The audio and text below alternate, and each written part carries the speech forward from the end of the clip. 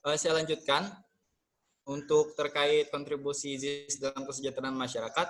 Intinya adalah mengatasi kemiskinan dan segala macam, terutama untuk menyalurkan hal-hal yang sekiranya sebenarnya masyarakat itu punya hal yang sebenarnya bermanfaat dan bisa dimanfaatkan, tapi tidak ada tempat gitu. Dalam artian misalnya ada usaha kecil namun tidak punya dana. Nah, dalam hal ini ZIS atau dana dari zakat infak atau sedekah itu dapat diberikan kepada terutama kepada mustahik gitu. Nah, terutama dalam hal zakat. Saya lanjutkan. Nah, bentuk penyaluran dana zakat infak sedekah itu ada dua. Ada yang bentuk sesaat, yang kedua itu ada bentuk pemberdayaan. Nah, apa itu? Untuk bentuk sesaat itu adalah yang berarti, berarti zakat hanya diberikan kepada seorang atau satu kali atau sesaat saja. Dalam artian penyaluran kepada mustahik tidak disertai dengan target terjadinya kemandirian ekonomi dalam diri mustahik tersebut. Misalnya tadi kan kalau misalnya dalam bentuk pemberdayaan itu kita ada hal yang ibaratnya berlanjut gitu. Misalnya pemberian dana untuk pengembangan usaha. Nah, itu ada kemandirian ekonomi dalam diri mustahik. Nah, tapi ada yang namanya bentuk sesaat. Nah, kenapa dilakukan pemberian dana bentuk sesaat? Karena yang bersangkutan atau mustahik tidak mungkin lagi mandiri seperti pada diri orang tua tersebut, misalnya dia sendiri gitu, jompo lagi kan, yang sudah jompo, yang sudah tua atau segala macam, orang yang cacat gitu, cacat fisik dan segala macam. Nah, sifat bantuan sesaat ini ideal untuk mereka gitu dibanding dengan pemberdayaan. Nah, kemudian yang kedua, bentuk pemberdayaan dalam penyaluran dana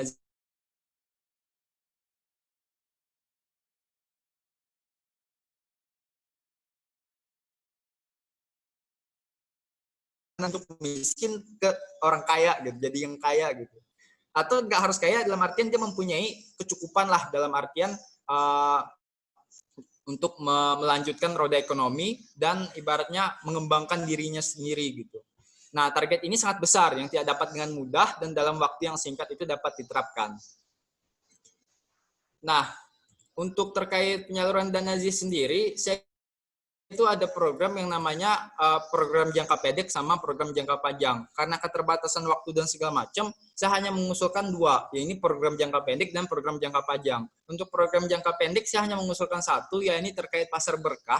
Karena untuk yang berhubungan dengan apa namanya kan materi kita recovery ekonomi pasca COVID-19 kan. Jadi ya kita berharap untuk bulan puasa nanti udah hilang gitu, nggak ada lagi pandemi virus corona ini. Jadi saya merekomendasikan untuk adanya pasar berkah. Pasar berkah ini kalau nggak salah hampir sama dengan konsepnya pasar rakyat yang pernah diterapkan di Basnas. Tapi sebenarnya ini hanya pada kenapa dalam program jangka pendek hanya pada saat bulan puasa saja atau pada bulan Ramadan. Nah, dapat teman-teman lihat ini masuk program pemberdayaan yang dimana di sini nantinya pasar berkah ini menghimpun usaha yang didanai ZIS atau zakat infak sodakoh nanti. Nah, dan ini hanya pada selama bulan Ramadan saja. Nah, kemudian nantinya di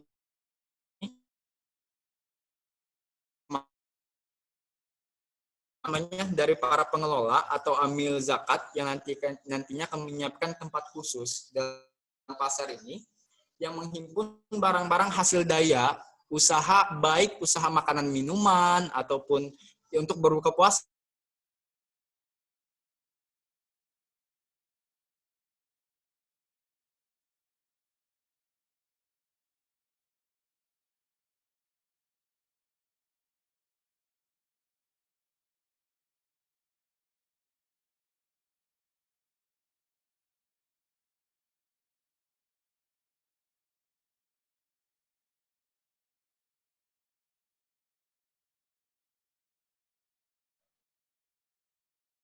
Baik, kita kehilangan presenter.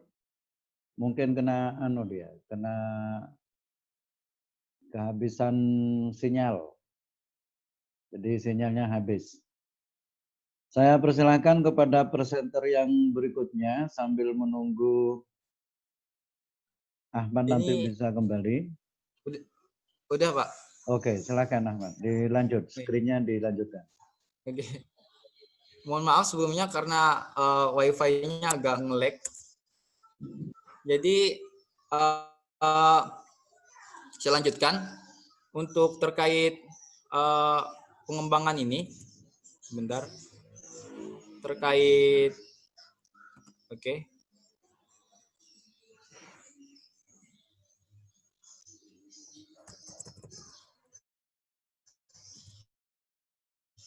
Oke. Saya lanjutkan terkait program jangka pendek. Ya ini nantinya akan ada. Halo? Ini bisa dengar suara saya nggak, Pak? Bisa. Bisa Mas, bisa Mas.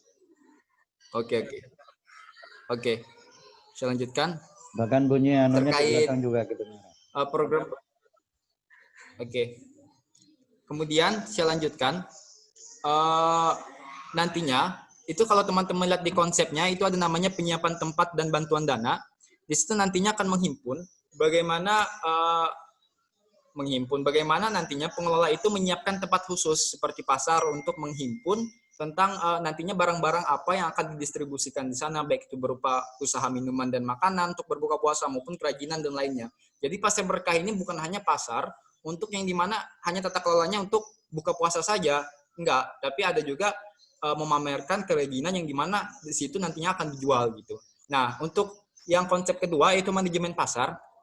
Nah, manajemen pasar ini berupa tata kelola tempat, kemudian hal-hal yang setidaknya memberikan manfaat pula kepada masyarakat, yang dimana seperti bekerja sama dengan Rumah Sehat Basnas. Nah, kalau teman-teman tahu, Basnas itu ada namanya Rumah Sehat Basnas. Nah, yang dimana nantinya, kalau menurut saya pribadi, di situ nantinya di Pasar Berkah akan ada Rumah Sehat Basnas untuk memeriksa kesehatan masyarakat pasca pandemi ini yang terjadi. Dan cek kesehatan secara gratis lah bahasa sederhananya, yang dimana tentunya ini bukan hanya sebagai ajang untuk pasar terkait pemberian ekonomi, peningkatan ekonomi kepada masyarakat, namun juga pemberian manfaat berupa kesehatan dan segala macam gitu. Nah, kemudian manajemen pasar juga dikonsep nantinya bagaimana Screen-nya cara hilang, lembaga Mas. zakat atau Basnas ini apa, Screen Pak? share-nya hilang, screen share-nya hilang.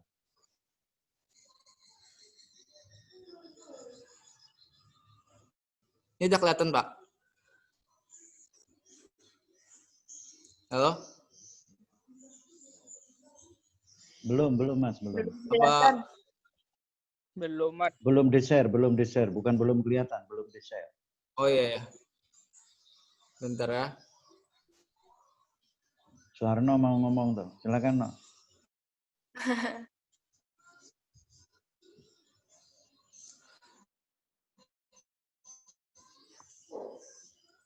Oke.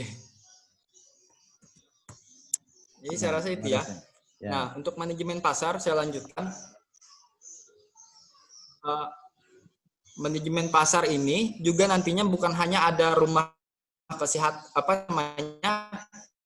tempat pengecekan kesehatan gratis oleh Basnas, tapi juga nanti akan ada yang di mana nanti pusat informasi itu yang diadakan Basnas nanti akan ada di mana pengenalan informasi program, konsultasi terkait hal-hal yang berhubungan dengan pemberdayaan masyarakat yang dilakukan oleh Basnas, dan tentunya sebagai ajang promosi juga, sebagai ajang promosi dari Basnas bagi orang awam yang belum mengetahui terkait Basnas ini. Nah, nanti dalam Pasar Berkah ini ada 3, sebagai daya usaha jual, menghimpun masyarakat atau usaha-usaha yang didanai oleh Basnas ya di dalamnya untuk memberikan daya usaha dan manfaat kepada masyarakat berupa jualan makanan dan minuman untuk berbuka puasa dan juga kerajinan dan segala macam. Yang kedua adanya rumah sehat tadi untuk mengecek bagaimana yang mungkin punya waktu nggak terburu-buru, untuk masyarakat nggak terburu-buru untuk beli takjil langsung pulang, nggak. Jadi untuk masyarakat mungkin pengen cek kesehatan juga bisa dilakukan oleh Mas Sehat Basnas. Nah, yang ketiga itu adanya pusat informasi, yang dimana Basnas akan mensosialisasikan terkait apa itu Basnas dan segala macam. Nah, programnya seperti apa gitu. Jadi Pasar Berkah ada memuat 3 hal di dalamnya gitu. Itu untuk program jangka pendek. Nah, untuk program jangka panjang itu saya ingin mengusulkan rumah kerajinan nasional sebenarnya, yang dimana sebagai pusat yang dimana nantinya menghimpun kerajinan dan segala macamnya. Nah, di sini juga sebagai wadah distribusi kerajinan dan segala macam. Nah, konsepnya itu yang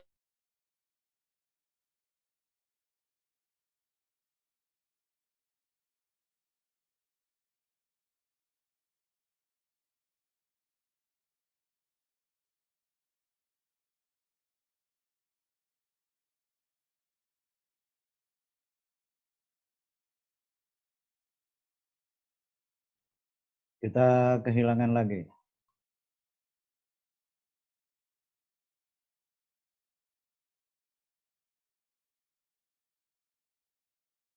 Ahmad.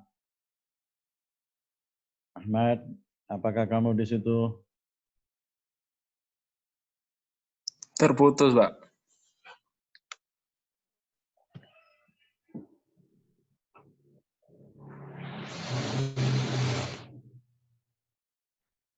Terputus lagi itu. Terputus, Pak. Baik, saya persilahkan Khairiatin aja dulu. Khairiatin, kamu di sini? Iya, Ustadz, saya ada. Ya, silakan, Titin. Haidar minta tolong. Kenapa minta tolong sama Haidar? Itu Ustadz buat share PPT-nya. Oh ya, oke.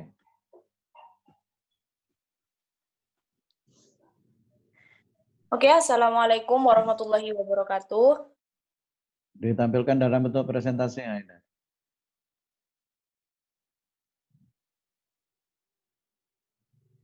Kok malah Kak doa dari? Ya Allah, ayo. Dikeluarkan dalam bentuk presentasi. Haidar.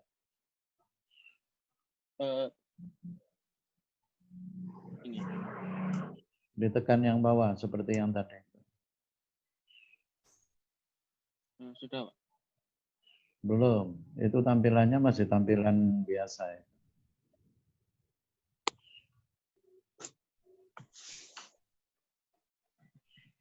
Tengkoyo enek layar lo, Haidar. Titin lebih tahu ternyata. Kenapa harus lewat Haidar? Enggak bisa, Ustadz. Ini. Enable editingnya diklik Dar. Di atas, Dar. Di atas dulu. Enable editingnya diklik dulu. Oh iya, ya. Baru ikune.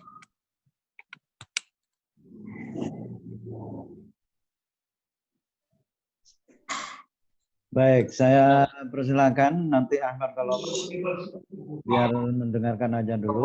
Sekarang kita lanjutkan kepada Titin. Silakan Titin. Kuliah bundi-bundi.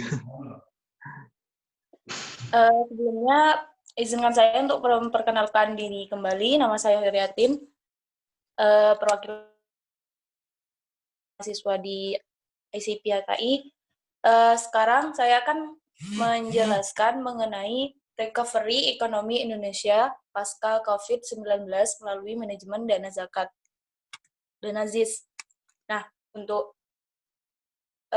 agenda pertama, ini ada 4 agenda pembahasan. Yang pertama itu mengenai COVID-19 serta dampaknya. Yang kedua itu mengenai keadaan perekonomian Indonesia.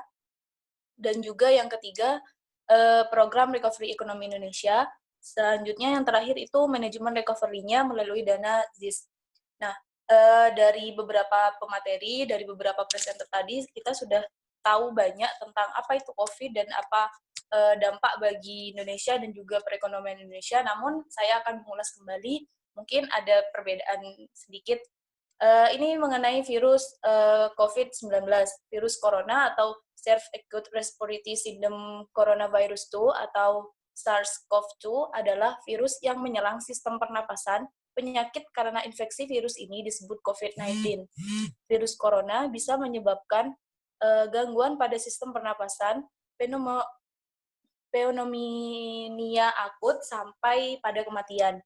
Nah, SARS-CoV-2 ini yang lebih dikenal dengan nama virus corona adalah jenis virus baru dari coronavirus yang menular pada manusia. Virus ini bisa menyerang siapa saja, baik anak-anak, orang dewasa, lansia, ibu hamil, maupun ibu menyusui. Nah, selanjutnya COVID-19 ini adalah infeksi virus ini yang disebut dengan COVID-19 pertama kali ditemukan di kota Wuhan pada akhir Desember 2019 karena virus ini menular dengan cepat dan telah menyebar ke wilayah lain di Cina dan beberapa negara kemudian, termasuk juga Indonesia. Hal ini membuat beberapa negara di luar negeri menerapkan kebijakan untuk memberlakukan lockdown dalam rangka mencegah penyebaran virus corona. Namun di Indonesia sendiri, seperti yang dikatakan oleh Ahmad tadi, lebih menerapkan PSBB, yakni pembatasan sosial berskala besar daripada penerapan lockdown yang banyak memiliki kontroversi, bukan kontroversi ya, malah lebih banyak menimbulkan pertanyaan-pertanyaan dan juga dalam pertimbangan-pertimbangan politik yang juga dikatakan oleh Haidar Ahmad tadi, ada dugaan bahwa virus corona awalnya ditularkan dari hewan ke hewan, namun setelah itu dapat menularkan dari manusia kepada manusia. Namun kemudian diketahui bahwa virus corona juga menular dari manusia ke manusia. Gejala awal COVID yang juga dijelaskan oleh Dodi tadi itu yang pertama itu ada flu, ada batuk kering, dan juga bisa demam, sakit tenggorokan, dan gangguan pernapasan. Itu bisa kalian lihat di berbagai situs. Selanjutnya, kecepatan lah. Kak Yo. Selanjutnya, penularan COVID-19 itu yang pertama tidak sengaja menghirup percikan ludah yang keluar saat penderita COVID batuk atau bersin. Yang kedua itu memegang mulut atau hidung tanpa mencuci tangan terlebih dahulu setelah menyentuh benda yang terkena cipratan ludah penderita COVID. Jadi, bagi teman-teman yang keluar rumah atau ada kegiatan di luar rumah, setelah balik atau setelah pulang dari kalian pergi, dimohon itu untuk cuci tangan biar kita itu agak terhindar gitu loh. Yang ketiga itu kontak jarak dekat dengan penderita COVID-19 juga dapat menyebabkan penularan COVID-19 ini, semisal bersentuhan ataupun berjabat tangan. Nah, sekarang kita beralih pada dampak COVID-19. Nah, tentunya dengan masuknya pertama kali virus corona, virus COVID-19 ini di Indonesia akan memberikan dampak secara tidak langsung untuk negara Indonesia. Yang paling terasa adalah dampak dari perekonomian negara Indonesia. Nah, yang paling itu dari dampak semuanya, meskipun dari dampak kesehatan juga ada, dari dampak sosial juga ada, namun yang paling berpengaruh di Indonesia melebihi sektor-sektor yang lain itu antaranya itu adalah ekonomi, dampak terbesar dalam sektor perekonomian Indonesia. Nah, salah satunya itu adalah kurs dolar. Nilai rupiah menurun secara drastis dengan krisis modal investor yang terjadi. Nah, dengan adanya pandemi ini, nilai mata rupiah yang ada di Indonesia malah menurun dan juga kurs dolar itu malah meninggi. Nah, secara dampak perekonomian di Indonesia sendiri, salah satu faktor dari virus corona ini menyebabkan kurs dolar terhadap rupiah meninggi hingga mencapai 16.000 US dollar. Bahkan laporan dari indeks harga saham gabungan atau IHSG menunjukkan terjadi penurunan dalam beberapa minggu terakhir dengan ditemukannya COVID-19 yang ada di Indonesia. Nah, sekarang faktor penurunan ekonomi Indonesia. Kita udah banyak tahu mengenai penurunan perekonomian Indonesia itu dari beberapa faktor. Yang pertama sudah dijelaskan itu dari sektor pariwisata. Karena Indonesia merupakan negara yang memiliki banyak sekali pariwisata yang dapat menunjang perekonomian negara itu sendiri. Namun setelah adanya COVID, setelah adanya social distancing, ada PSBB ini, maka sektor pariwisata itu malah menurun pendapatannya serta pengunjung yang diperbolehkan.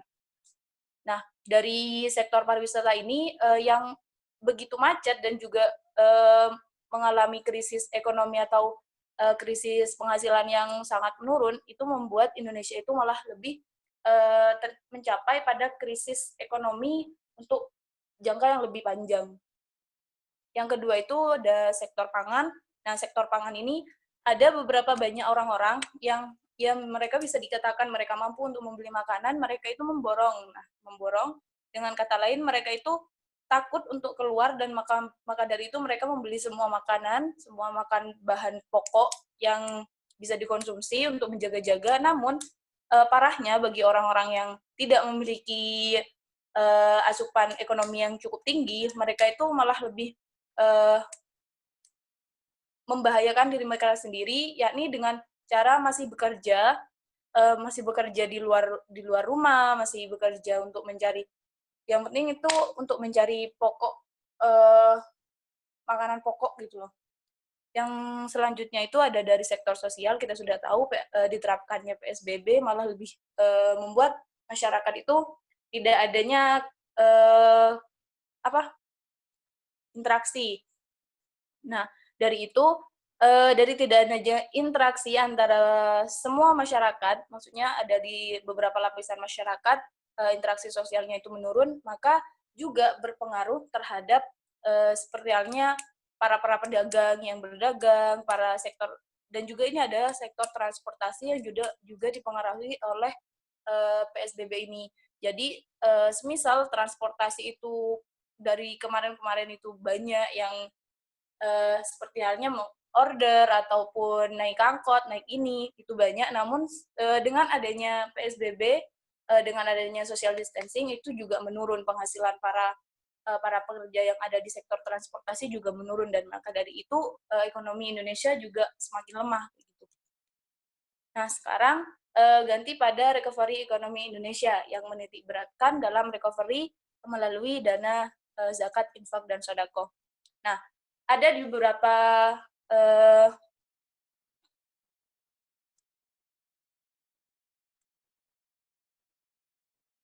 beberapa situs yang menyebutkan adanya pemulihan perkiraan ekonomi. Nah, pemulihan ekonomi ini bukan hanya di Indonesia, tapi juga di negara-negara lain yang juga terdampak dari adanya COVID-19 ini, itu memiliki perkiraan pemulihan ekonomi. Yang pertama itu perkiraan pemulihan ekonomi secara cepat, yang mengira bahwa COVID-19 itu akan cepat hilang gitu loh. Semisal di Indonesia, semoga sebelum Ramadan ini juga udah nggak ada. Jadi itu termasuk dalam perkiraan yang pada masa cepat. Nah, dilansir dari CNBC, untuk wilayah Asia Pasifik, ekonomi akan pulih dengan sendirinya ketika wabah corona mereda. Nah, hal ini terjadi karena sebenarnya melesunya ekonomi terjadi bukan karena krisis ekonomi itu sendiri, melainkan masalah kesehatan masyarakat. Nah, apabila virus corona menghilang, maka angka permintaan konsumen akan naik kembali. Naiknya angka permintaan konsumen ini diharapkan akan kembali menormalkan dampak virus corona bagi perekonomian. Nah, jadi dengan adanya dampak atau pandemi ini, itu krisis ekonomi itu bukan dari krisis ekonominya sendiri, melainkan dari masyarakatnya. Nah, dari kesehatan masyarakat juga, dari keuangan masyarakat, dan juga dari sosialnya masyarakat juga itu berdampak juga pada perekonomian negeri dalam negeri. Terus selanjutnya pemulihan perkiraan ekonomi dalam waktu plannya, maksudnya yang diperkirakan bahwa COVID itu akan semakin lama, itu dilansir dari World Economic Forum, itu konsultan McKinsey dan company menyampaikan bahwa pulihnya ekonomi baru bisa dimulai dari kuartal ketiga ketika tahun 2022 dan benar-benar pulih pada tahun 2023. Nah, untuk Tiongkok sendiri, ekonomi akan mulih pada kuartal kedua tahun 2021. Nah, Amerika kuartalnya itu ada pada kuartal pertama pada tahun 2023.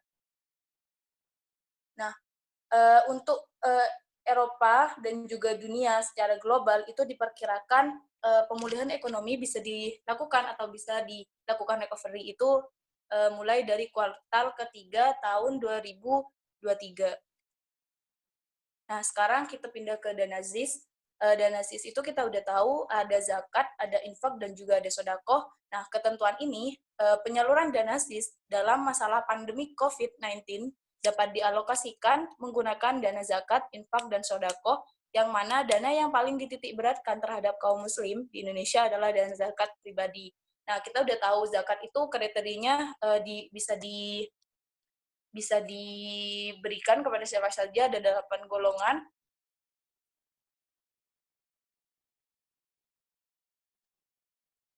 Yang 8 golongan itu adalah menurut beberapa imam dan juga kebanyakan imam itu adalah para yang wajib menerima zakat. Nah, sedangkan untuk infak dan sedekah itu sendiri, itu kita dapat berikan bukan hanya terhadap orang muslim, tapi juga terhadap non-muslim. Dan hal itu juga pernah dilakukan oleh Nabi ketika beliau itu memberikan sedekah atau memberikan sumbangan terhadap orang-orang non-muslim. Selanjutnya, bantuan ZIS pada pandemi COVID-19.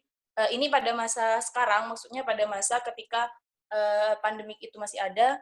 Namun materi ini kan, tema ini kan tentang pasca pandemik. Jadi saya sebelumnya mohon izin untuk memberikan sebuah informasi tentang apa yang dilakukan oleh Basnas ketika pandemik ini masih ada di Indonesia.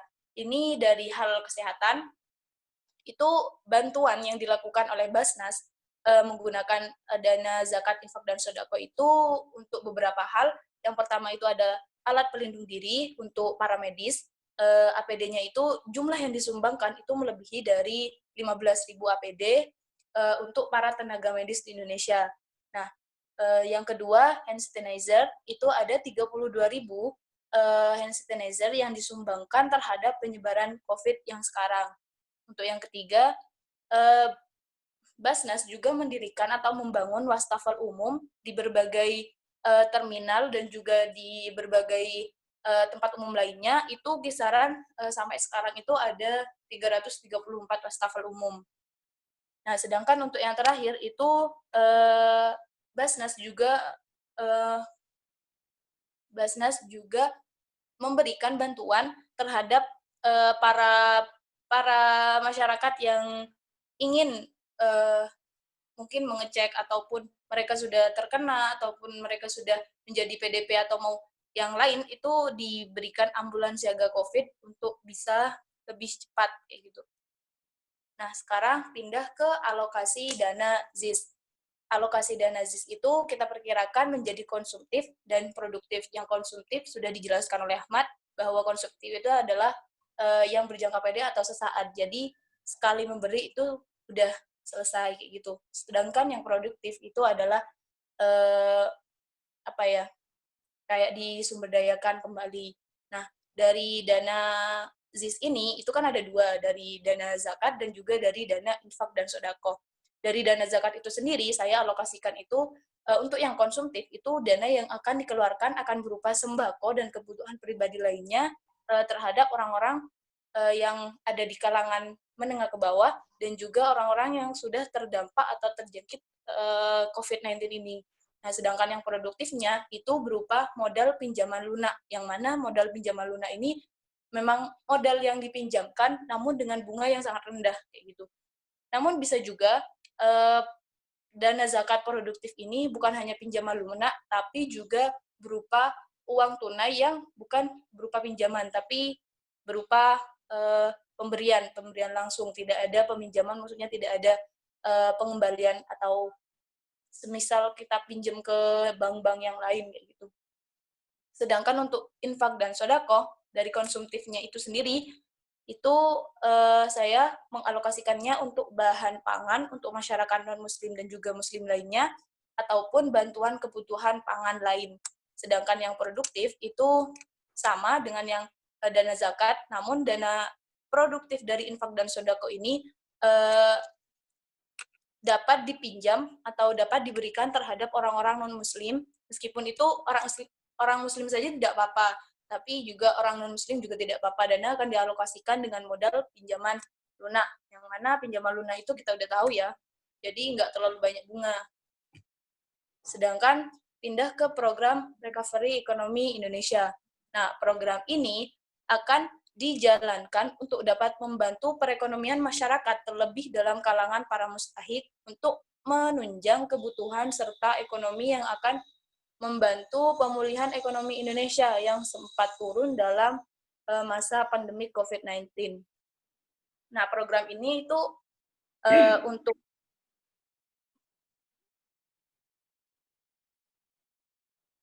ada beberapa program, namun program ini masih belum di dalam tahap maksimum, tapi hanya sebagai perencanaan saja.